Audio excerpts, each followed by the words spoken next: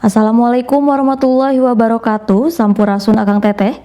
Berjumpa kembali bersama saya Anissa Nurul dalam program Beja Antara. Presiden Joko Widodo meresmikan proyek revitalisasi wajah baru Taman Mini Indonesia Indah pada Jumat Sabtu September malam. Revitalisasi yang dilakukan sejak Januari 2022 ini menelan total biaya 1,27 triliun rupiah.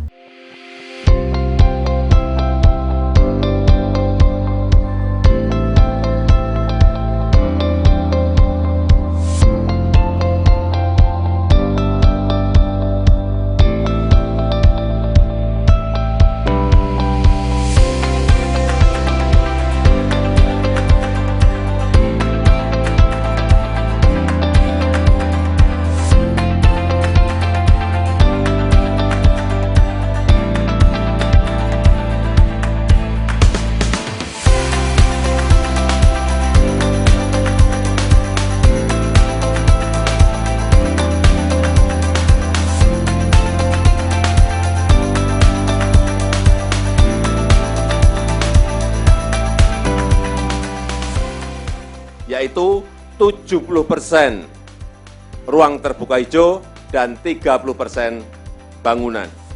Dan juga seluruh bangunan, museum, dan anjungan daerah juga telah dipercantik dan direvitalisasi dengan mengusung konsep inklusif, culture, dan smart.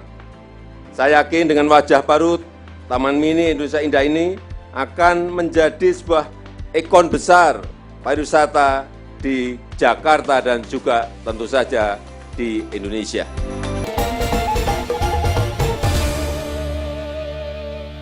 Kementerian Sosial melalui Sentra Terpadu Inten Sueno dan Komisi 8 DPR RI menyalurkan bantuan sosial kepada penyandang disabilitas di Kota Bogor, Jawa Barat pada Jumat 1 September. Adapun bantuan yang diberikan berupa bantuan atensi rehabilitasi sosial dengan total 176 juta rupiah dan penyerahan bantuan sosial Kementerian Sosial bersama kunjungan kerja spesifik Komisi 8 DPR RI dengan total 36 miliar rupiah. Kementerian Sosial dan Komisi 8 DPR RI menyalurkan bantuan sosial kepada penyandang disabilitas melalui Sentra Terpadu Inten Sueno di Kota Bogor pada Jumat 1 September. Bantuan tersebut berupa bantuan atensi rehabilitasi sosial dengan total anggaran sebesar 176 juta rupiah, terdiri dari motor roda 3, bantuan nutrisi, bantuan rumah tangga dan pemenuhan hidup layak, alat bantu pendengaran, serta bantuan modal usaha. Kota Bogor, penerima manfaat di Kota Bogor menerima bantuan yang relatif besar, terutama dari dua program besar PKH serta sembako. Sangat mudah sekali, jadi silahkan gitu kan mendaftarkan permohonan bantuan ke Dinas Sosial, nanti Dinas Sosial akan mengisi formulir asesmen. Wakil Ketua Komisi 8 DPR RI, Diah Pitaloka menjelaskan pihaknya bersama 14 anggota Komisi 8 mengecek soal sejauh mana efektivitas implementasi pelaksanaan program-program Kementerian Sosial di Kota Bogor. Kota Bogor itu seperti diketahui dia satu kota yang kepadatan penduduknya cukup tinggi, sehingga problematika sosialnya juga menarik untuk kemudian di explore ya, di review gitu ya oleh Komisi 8. Sementara untuk kategori penyerahan bantuan sosial dari Kementerian Sosial bersama kunjungan kerja spesifik Komisi 8 DPR RI ini, total anggaran yang digelontorkan mencapai 36 miliar rupiah, terdiri dari bantuan atensi, program keluarga harapan, serta bantuan sembako. Dari Kota Bogor, Jawa Barat, Fazar Ilham, Kantor Berita Antara mewartakan.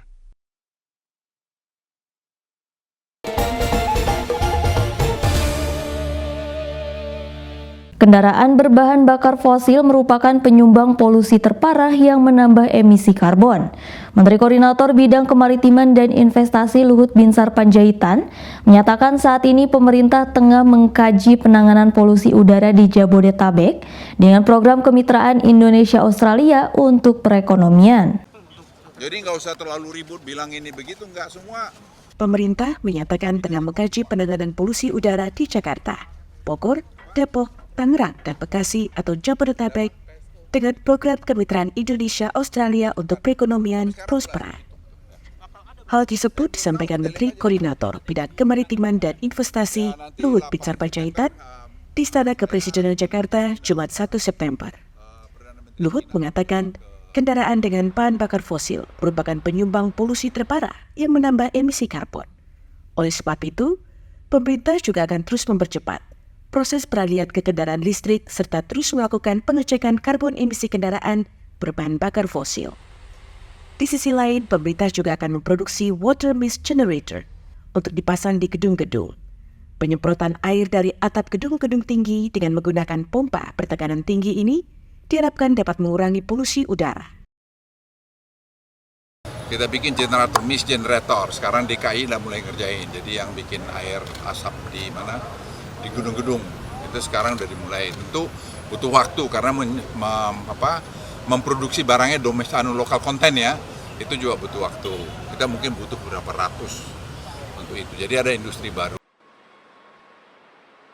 Luhut yang juga koordinator penanganan polusi udara meminta semua pihak untuk tidak saling menyalahkan terkait polusi udara dan menegaskan bahwa dalam mengatasi polusi udara di Jabodetabek memerlukan waktu.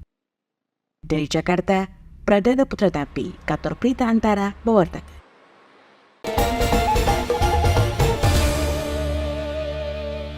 Perum Bulog Cabang Makassar menjamin stok beras aman hingga akhir tahun 2023.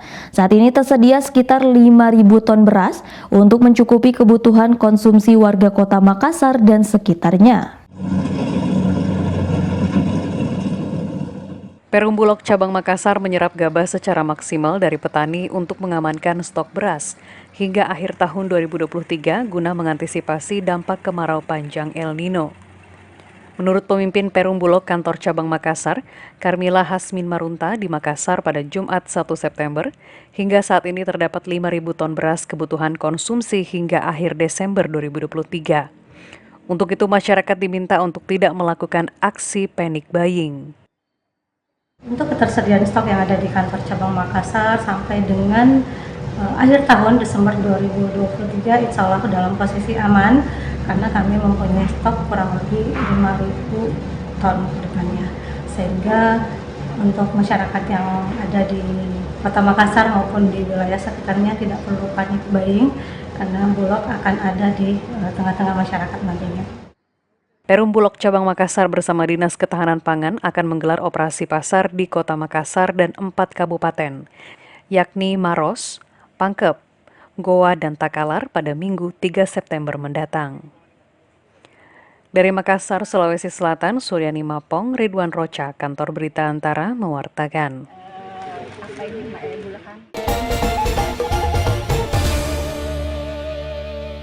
Perhimpunan Bangsa-Bangsa Asia Tenggara atau ASEAN membutuhkan strategi taktis yang luar biasa untuk menghadapi situasi dunia saat ini yang tidak baik-baik saja. Presiden Joko Widodo menyatakan kolaborasi yang solid dibutuhkan untuk mencapai ekonomi tertinggi di dunia pada 2024. Presiden Joko Widodo mengatakan Perhimpunan Bangsa-Bangsa Asia Tenggara ASEAN membutuhkan strategi taktis yang luar biasa untuk menghadapi situasi dunia saat ini yang tidak baik-baik saja.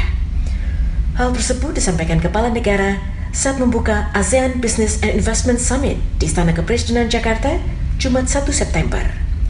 Menurut Presiden, untuk mencapai itu, ASEAN membutuhkan kolaborasi yang solid dan tidak mementingkan kebutuhan sendiri-sendiri, baik dalam hubungan antar negara, antar pengusaha, dan antar masyarakat. Sebab sebagai keluarga, ASEAN merupakan keluarga yang harmonis, kompak, dan berprestasi.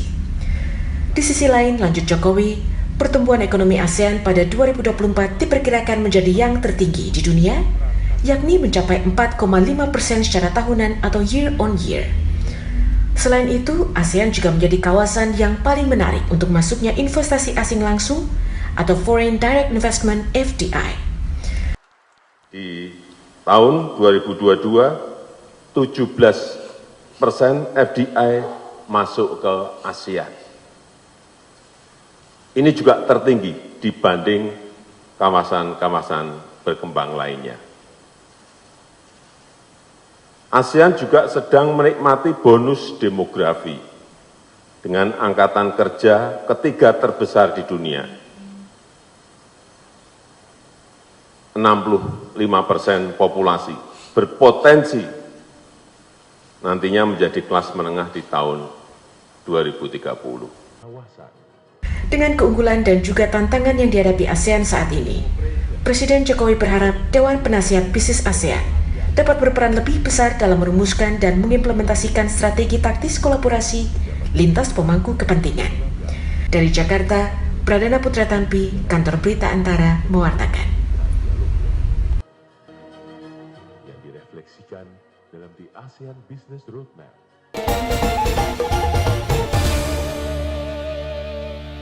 Seorang pengemis berinisial E 25 tahun di Bogor, Jawa Barat, kedapatan membawa uang 56 juta rupiah dalam razia yang digelar Dinas Sosial Kota Bogor pada Kamis 31 Agustus. Kabid Rehabilitasi Sosial Dinsos Kota Bogor Dodi Wahyudin pada Jumat 1 September menghimbau masyarakat untuk menyalurkan bantuan melalui lembaga resmi agar lebih tepat sasaran. Jadi sore ini kami dari Dinas Sosial. Seorang pengemis ditemukan membawa 56 juta rupiah dalam razia Dinas Sosial Kota Bogor, Kamis 31 Agustus. Pria berinisial E berusia 25 tahun itu menyimpan uang puluhan juta dalam celana yang telah dijahit. Kabid Rehabilitasi Sosial Dinsos Kota Bogor Dodi Wahyudin pada Jumat 1 September mengatakan pria tersebut berjanji tidak akan mengemis lagi dan telah dikembalikan kepada keluarganya. Masyarakat diingatkan untuk menyalurkan bantuan lewat lembaga resmi agar sumbangan lebih tepat sasaran.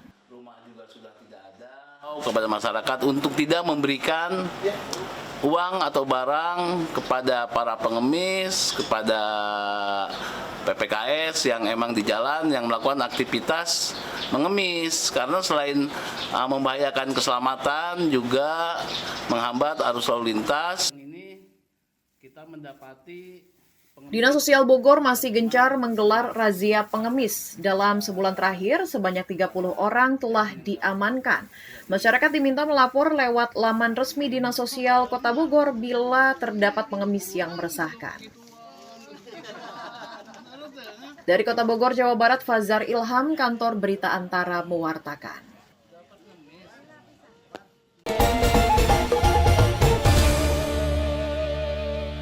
Polres Kota Palangkaraya memasang garis polisi di lahan terbakar kawasan Kelurahan Petuk Katimpun, Kecamatan Jekan Raya seluas 10 hektar pada Jumat 1 September. Satreskrim dan tim Inafis masih menyelidiki unsur kesengajaan atau faktor kelalaian, serta dalam waktu dekat akan memanggil pemilik lahan untuk dimintai keterangan. Polresta Palangkaraya memasang garis polisi di lahan terbakar di Kelurahan Petuk Katimpun, Kecamatan Jekan Raya, Kota Palangkaraya pada Jumat 1 September. Hingga saat ini belum ada yang ditetapkan sebagai tersangka. Satreskrim dan tim Inafis masih menyelidiki unsur kesengajaan atau faktor kelalaian, dan dalam waktu dekat akan memanggil pemilik lahan untuk dimintai keterangan. Kita masih atas praduga tak bersalah. Yang jelas pertama yang kita akan lakukan adalah kita akan panggil, kita akan undang untuk pemilik lahan, kita mintai keterangan untuk masalah api tersebut berasal dari mana, apakah memang disengaja. Penyelidikan ini bakal melibatkan pihak kelurahan setempat untuk mengetahui identitas para pemilik lahan. Diharapkan dalam waktu dekat kepolisian dapat menemukan titik terang terkait kebakaran lahan seluas 10 hektar tersebut. Dari Palangkaraya, Kalimantan Tengah, Redianto Tumon, Kantor Berita Antara, mewartakan.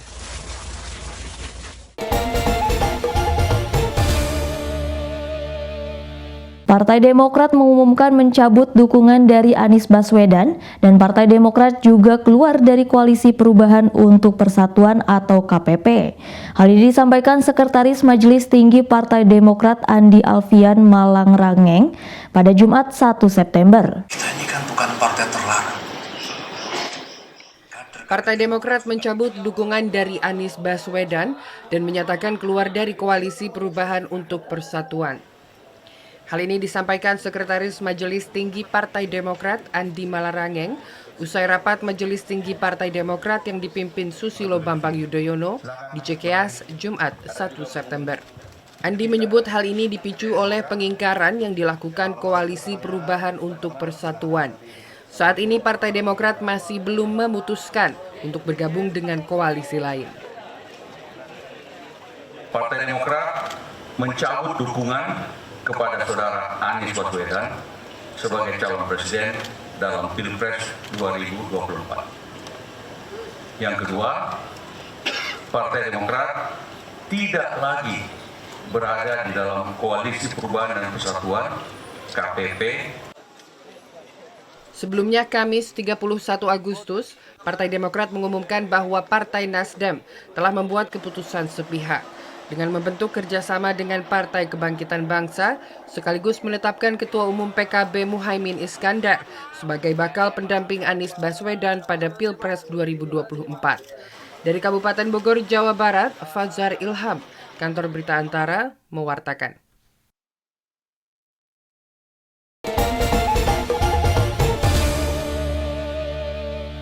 Satpol PP, Damkar, dan Penyelamatan Kabupaten Madiun mencatat terjadi 27 kasus kebakaran di Kabupaten Madiun selama Januari hingga Agustus 2023. Rata-rata disebabkan oleh hubungan arus pendek dan kelalaian warga dalam penggunaan kompor.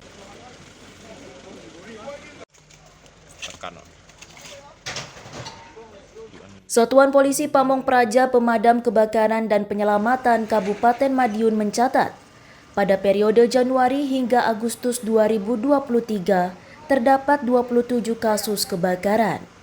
18 diantaranya kebakaran gedung dan 9 kasus merupakan kebakaran lahan tebu. Penyebab kebakaran rata-rata disebabkan oleh hubungan arus pendek, penggunaan kompor, hingga aktivitas pembakaran sampah. Koordinator Pemadam Kebakaran Satpol PP, Damkar, dan Penyelamatan Kabupaten Madiun, Anton Aliwardana, pada Jumat 1 September menyatakan, kebakaran paling sering terjadi pada bulan Juli hingga Agustus yang mencapai 17 kasus. Hal ini dipengaruhi oleh musim kemarau dan angin kencang. Sampai hari ini yang kita tangani total ada 27 kejadian, terakhir kemarin rumah di Jiwan. Dengan yang kebakaran bangunan itu termasuk rumah tempat usaha ada sekitar 18, lalu untuk lahan ada sekitar 9. Kalau untuk tahun kemarin, Pak? Tahun kemarin total 27 dan sekitar 19. Satpol PP, Damkar, dan Penyelamatan Kabupaten Madiun terus mengimbau masyarakat untuk mematikan kompor dan peralatan listrik lainnya sebelum meninggalkan rumah. Saat ini terdapat 5 unit mobil pemadam kebakaran dengan kapasitas 7.000 liter, dengan penambahan 1 unit mobil damkar berkapasitas serupa yang akan digunakan pada Oktober mendatang. Dari Kabupaten Madiun, Jawa Timur, Rindu Dwi Kartiko, Kantor Berita Antara, mewartakan.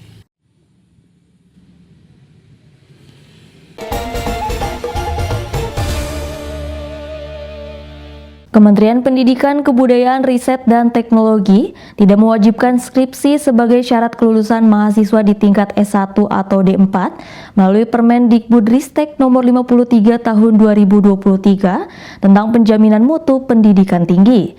Namun Sekjen Diktiristek Cicik Sri Cahyandari pada Jumat 1 September menyampaikan ketetapan tersebut dikembalikan kepada otonomi perguruan tinggi yang harus ditaati oleh mahasiswa. Kementerian Pendidikan, Kebudayaan, Riset, dan Teknologi mengeluarkan Permendikbudristek nomor 53 tahun 2023 tentang mutu pendidikan tinggi yang disahkan pada 18 Agustus lalu. Dalam aturan tersebut, mahasiswa jenjang S1 dan D4 tidak diwajibkan membuat skripsi sebagai syarat kelulusan. Namun aturan tersebut dikembalikan ke peraturan masing-masing perguruan tinggi dalam menetapkan standar kelulusan bagi mahasiswa, baik lewat skripsi maupun tugas akhir. Saat ditemui Antara pada Jumat 1 September, PLT Sekretaris Direktorat Jenderal Pendidikan Tinggi, Cicik Sri Cahyandari menyampaikan bahwa mahasiswa harus mengikuti ketetapan dari perguruan tinggi. Roh yang ada dipunyai oleh perguruan tinggi yaitu otonomi akademik, sehingga penetapan standar yang ada di perguruan tinggi itu diserahkan kepada perguruan tinggi. Nah, apakah kemudian nanti mahasiswa boleh semaunya milih semuanya? Ya, tidak bisa seperti itu, karena perguruan tinggi nanti yang akan menyusun standarnya yang ada di perguruan tinggi tersebut. Kemendikbud menilai kebijakan ini bertujuan untuk mengukur kompetensi seseorang tidak hanya berdasarkan satu indikator saja. Sebelumnya perguruan tinggi dibatasi hanya boleh meluluskan mahasiswa melalui skripsi. Dari Jakarta, Ibnu Zaki, Kantor Berita Antara, mewartakan.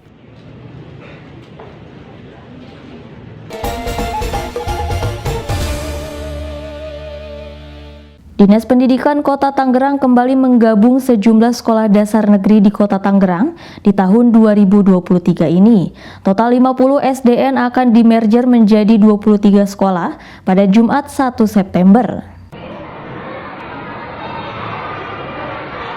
Pemerintah Kota Tangerang melakukan penggabungan atau merger sejumlah sekolah dasar negeri. Penggabungan SD negeri terutama yang berada dalam satu komplek pendidikan dan terdapat lebih dari 3 hingga 5 sekolah.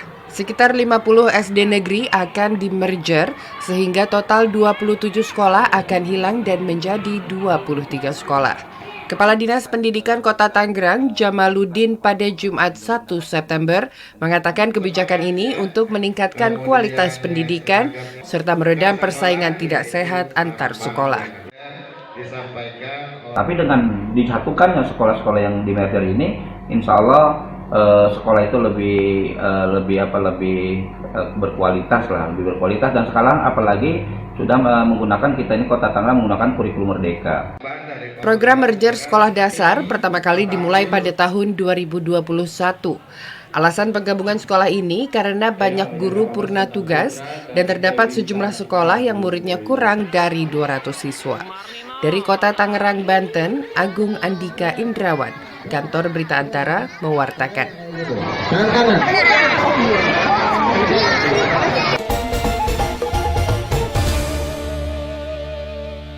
Polres Metro Tangerang Kota bersama Dinas Perhubungan menggelar uji emisi bagi kendaraan yang melintas di kawasan Jalan Taman Makam Pahlawan Taruna pada Jumat 1 September. Hal ini dilakukan dalam rangka sosialisasi sebelum pemberlakuan sanksi tilang uji emisi pada 4 September 2023. Puluhan kendaraan roda 4 dan roda 2 mengikuti sosialisasi uji emisi di kawasan Jalan Taman Makam Pahlawan Taruna, Kota Tangerang pada Jumat 1 September. Sosialisasi uji emisi ini akan berlangsung dari tanggal 1 hingga 3 September mendatang. Sementara sanksi tilang uji emisi akan diberlakukan pada Senin 4 September. Wali Kota Tangerang, Arif Wismansyah menyatakan akan menggencarkan sosialisasi uji emisi di Kota Tangerang untuk mengurangi polusi udara yang berasal dari kendaraan. Polres Metro Tangerang Kota dengan pihak Disub melaksanakan uji emisi kendaraan-kendaraan. Ini dalam rangka sosialisasi bahwa semua kendaraan yang melintas di Kota Tangerang harus mengikuti standar baku, ya. Apalagi kita sekarang sedang menghadapi kondisi polusi udara yang tidak baik-baik saja, ya. Jadi kita berharap minggu-minggu ini masyarakat melakukan pengujian karena nanti mungkin minggu depan di Kota Tangerang juga akan sudah mulai melakukan penindakan di sampling di wilayah-wilayah tertentu. Baru masih kita kita lakukan survei di mana titik-titik yang akan kita lakukan pengujian emisi maupun penindakan sehingga tidak membuat macet ini jalanan, jadi sampai pada saat kita ngecek ternyata bikin macet kan itu malah jadi perhatian juga buat masyarakat yang lain. Suryo, warga Kota Tangerang mengaku antusias dengan kebijakan uji emisi. Sekali buat mendukung daripada program pemerintah dalam hal ini Dinas Perhubungan dan Dinas Lingkungan Hidup. Semoga polusi semakin berkurang di Jabodetabek. Tadi berbayar nggak Pak? Tidak, gratis. Berdasarkan data Dinas Perhubungan Kota Tangerang, ada 40 kendaraan baik roda 4 maupun roda 2 yang ikut dalam sosialisasi uji emisi kali ini. 38 diantaranya dinyatakan lulus uji emisi dan 2 lainnya tidak lulus. Meski tilang uji emisi berlaku pada 4 September, Pemkot Tangerang tetap menyediakan layanan uji emisi secara gratis mulai tanggal 5 hingga 7 September mendatang. Dari Kota Tangerang, Banten, Agung Andika Indrawan, Kantor Berita Antara, mewartakan.